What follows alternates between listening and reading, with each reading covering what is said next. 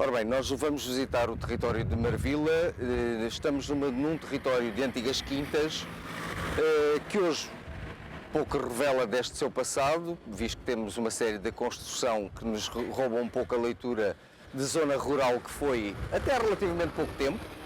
Todo este território foi uma vasta zona de quintas, com olivais, campos de cereal, etc. E que hoje, convertido em zona urbana, mas que conheceu uma realidade completamente diferente até há umas décadas atrás.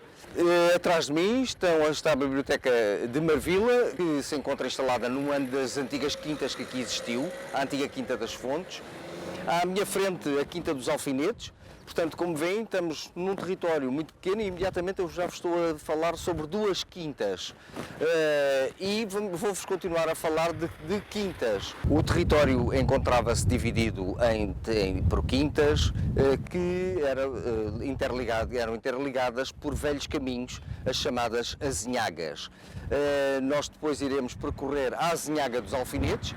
A Azinhaga tinha este nome exatamente porque se dirigia à Quinta dos Alfinetes. Portanto, trazendo da Beira-Rio, da Marvila Velha, em direção a norte, portanto, em direção à Quinta dos Alfinetes, que fica no topo da colina, junto também a um outro território de uma outra quinta mais vasta ainda, a chamada Quinta do Marquês de Abrantes, que daqui a bocado teremos a oportunidade de ver, cujo palácio iremos ver e falar sobre ele, mas que foi bastante importante para a gênese deste território, como o conhecemos hoje com o alojamento social, visto que foi na Quinta do Marquês de Abrantes, que acabou por dar o nome a esta zona onde atualmente estamos, que se ergueu um dos maiores bairros de lata do país, o chamado bairro chinês. Como sabem, o território foi muito transformado durante o século XIX, sobretudo depois da construção das linhas de caminho de ferro. A linha do Norte, inaugurada em 1856, e a linha de cintura, inaugurada em 1888. Chama-se de cintura exatamente porque contorna a cidade de Lisboa. Nós vamos percorrer agora a Azinhaga dos Alfinetes, vamos em direção a esta mesma linha e onde vamos ver como todo este território se articulava com as diferentes quintas, porque há outras que iremos ver mais daqui a pouco.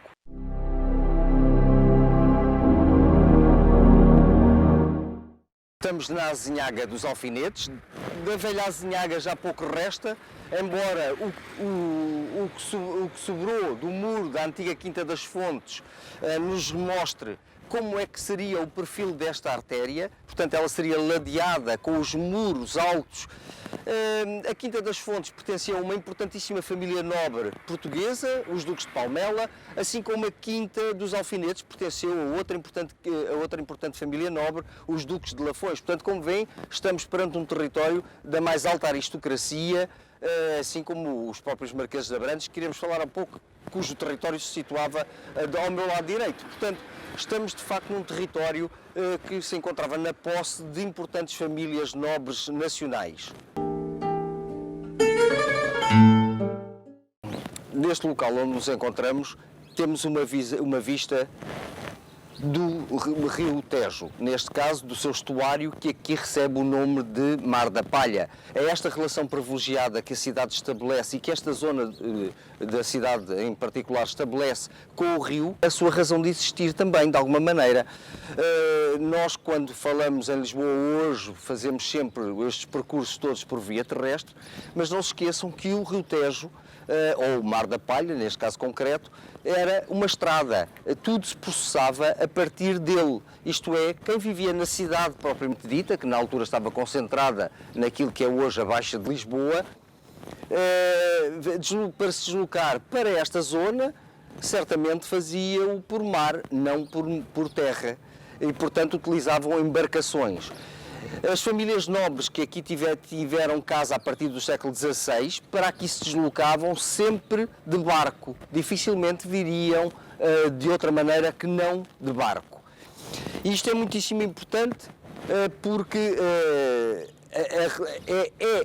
a presença do rio que também vai levar a que neste território se vejam, durante o século XIX, depois se venham a instalar uma série de indústrias, dada a proximidade do rio e também a questão das linhas férreas, porque efetivamente onde se cruzam as duas linhas férreas vai ser em Braço de Prata, aqui muito próximo, uma zona excelente para o escoamento também de produtos. Portanto, o rio permitia receber produtos e escoar esses mesmos produtos, assim como as linhas de caminho de ferro cumpriam essa mesma função também. Portanto, logicamente, estamos numa zona muito privilegiada a esse nível, em que produtos chegavam facilmente e escoavam facilmente através destas importantes vias de comunicação. A gênese de todo este território remonta aos primórdios da nacionalidade. Aliás, remonta até muito antes.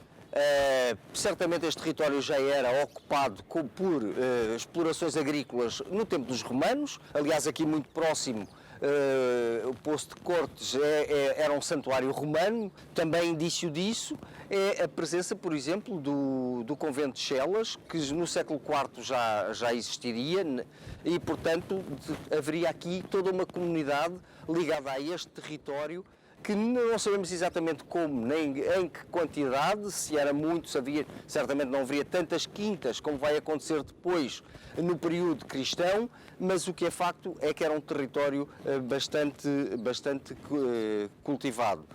Quando Afonso Henriques conquista o território em Lisboa em 1147, Dom Afonso Henriques vai doar os territórios de Marvila, que eram propriedade das mesquitas da cidade, portanto estamos a falar do período medieval, mas muçulmano, portanto, em que estes terrenos pertenciam às mesquitas da cidade. Com a cristianização deste mesmo território, esses mesmos terrenos vão ser doados por Dom Afonso Henriques, como estava a dizer, em 1149, à Igreja de Lisboa, portanto ao cabido da sede de Lisboa. E as várias quintas que aqui existiam vão ser distribuídas pelos diferentes bispos da cidade.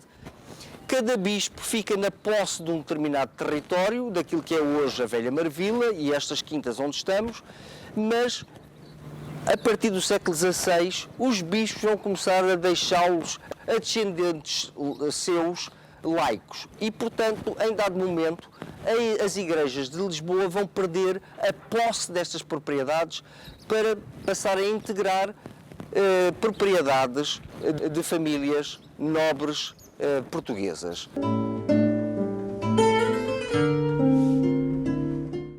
Neste troço da Zinhaga dos Alfinetes, podemos ver que ainda permanecem os muros de um lado e do outro, portanto, nos dá uma leitura de como é que era esta azinhaga. Os limites das propriedades bem reforçados pela presença de muros altos. Portanto, é mesmo esta presença de muros altos que define o termo azinhaga, que a azinhaga é sempre um arruamento de características rurais que ou têm ou muros altos ou sebes altas que fazem estas divisões entre propriedades.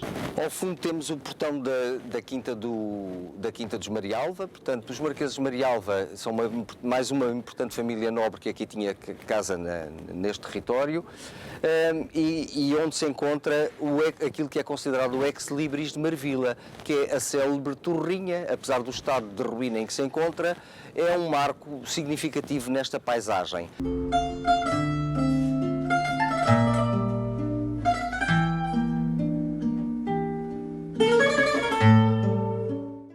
Estamos em frente do Palácio dos Marqueses de Abrantes. É uma das mais importantes construções palacianas que encontramos ainda neste território, até pelo seu estado de conservação. Se ao nível dos interiores já não há nada, já nada resta do fausto palaciano, no entanto, do ponto de vista exterior, o palácio está inteiro, apesar de ter sido aumentado com um andar no século XIX. E chegamos à Praça David Leandro da Silva, mais conhecida pelo Poço do Bispo, onde encontramos dois importantes entrepostos comerciais que se dedicam à transformação de vinho, mas não só, também de azeite e de licores, como é o caso da Abel Pereira da Fonseca, que podem ver atrás de mim.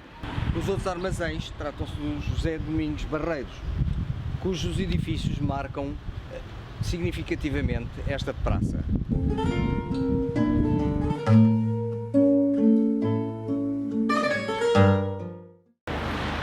estamos quase a terminar o nosso passeio junto do Palácio da Mitra. Para quem vem do Poço do Bispo, ou para quem vem do centro da cidade, ele encontra-se posicionado num ponto ligeiramente mais elevado, porque mesmo em frente, hoje a estrada é mais larga, a estrada que ele conheceu à beira-rio era muito mais estreita, e sim, estou a dizer à beira-rio, porque o rio que hoje está tão longe banhava exatamente aqui em frente do edifício. Havia mesmo um cais privativo à frente deste edifício e era por aí que se deslocavam os prelados da cidade quando vinham para o seu palácio de campo.